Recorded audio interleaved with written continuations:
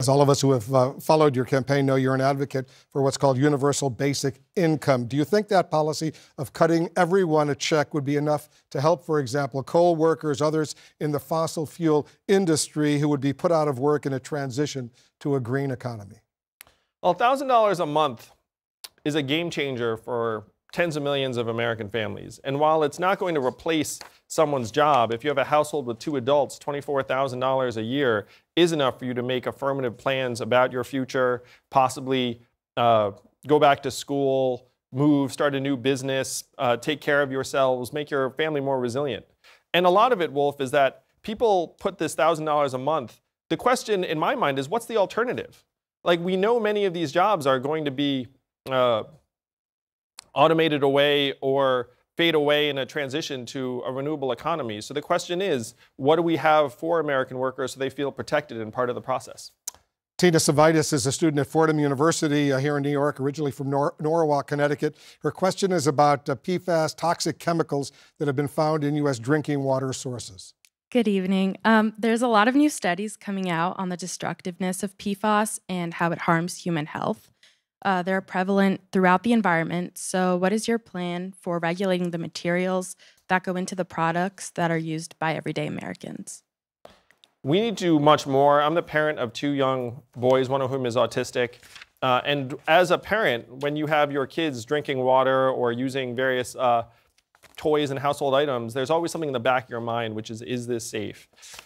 And I just came from Flint, and while this is a separate issue, it's kind of the same in the sense that the folks in Flint discovered that their water was toxic after the fact and are still recovering. So to me, safe drinking water is a fundamental human right, and that if you're an American, you should not be stressed out about the water that you are drinking and your kids are drinking. And this is, again, the problem with having the almighty dollar running our society, where people look up and say, oh, replacing the pipes is expensive, or oh, another substance would be more expensive. Are you kidding me? You know what's expensive? Poisoning our kids. Yes. As you know, Mr. Yang, 20% of U.S. electricity is generated from nuclear power plants. What would you do with those plants? Would you decommission them? To me, nuclear energy needs to be on the table in a transition to a more renewable economy. Because our society consumes a great deal of energy, and nuclear, right now, it gets a bad rap in part because the technologies we're using are antiquated. And so if you look up, we are working on these new generation nuclear reactors that use thorium instead of uranium, and thorium is not natively fissile or radioactive. So the odds of a catastrophe drop precipitously. It's much, much safer to dispose of. It produces much more energy. So we need to upgrade to thorium-fueled reactors. And to me, though, trying to get rid of all the nuclear power plants that produce 20% of the nation's energy is not going to help us accomplish our goals. Would you ban all offshore oil drilling? Yes, I would. Okay.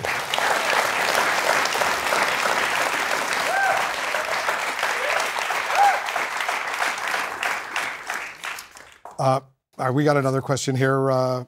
There she is right there.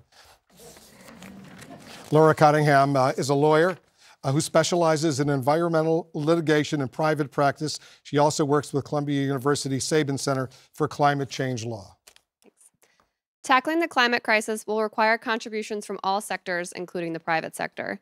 In your view, what is the role of corporate leadership and responsibility in this area? How will you work with businesses to create the necessary incentives and initiatives to drive meaningful progress on climate change? I'm happy to say that American business is waking up. And the Business Roundtable led by Jamie Dimon recently announced that they need to have a broader view of their own economic impact than shareholder value. They need to expand it to stakeholder value, which includes their impact on the environment. So working with businesses, first, a carbon fee is going to go a long way because all of a sudden they have to pay when they pollute. So that's going to be immediate. And they'll just look up and they'll do the right thing by their own businesses. But the second thing is, if we make economic impact part of our economic measurements, and then each company has to report on them, then you'll see their behavior change very, very dramatically, because in this country, you aim towards what you measure. One of the big problems in America is we are measuring the wrong things. Under my presidency, we will start measuring the right things, and businesses will be my willing partner in this.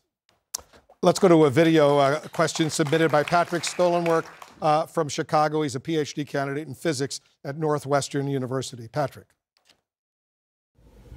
According to the Cost of War Project by Brown University, 1.2 billion metric tons of greenhouse gases have been released by the military since the start of the 2001, quote, global war on terror.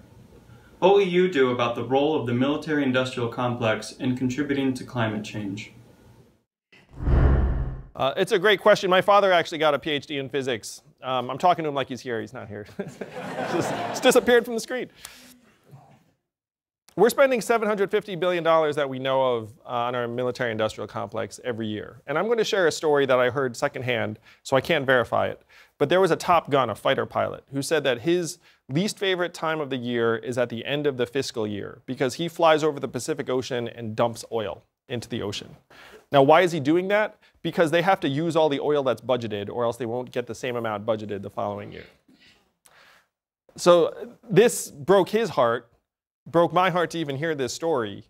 What we have to do is we have to take some of the $750 billion and start channeling it towards our infrastructure, which will be an evergreen need. We know we need to make it more sustainable over time. But again, in America, we follow the almighty dollar, and right now there are hundreds of billions being spent on our military that is generating a ton of emissions and pollution. And so if we take a significant portion of that budget and channel it towards infrastructure, we can make a good out of right now a huge net negative. What's the biggest personal sacrifice you want the American people to make in order to deal with this crisis? You know, well, I was thinking a lot about this. Like right now, we feel all this pressure to have our micro impacts be low. So you carry a bottle instead of getting bottled water. You get those really irritating straws, sometimes not of your own choice. You know, you recycle, you compost, but then you have this sinking feeling in the back of your mind that your actions are not actually going to move the needle in the context of a $20 trillion economy. And so what I would ask of the American people is to think bigger about the changes we can make collectively, and that stop thinking that if you take some personal action, it's going to solve things, because the reality is we need to bring the entire world together. Thank you so much for joining us. We appreciate it very much. Thank you. Thank you, guys. Wish I could stay for selfies.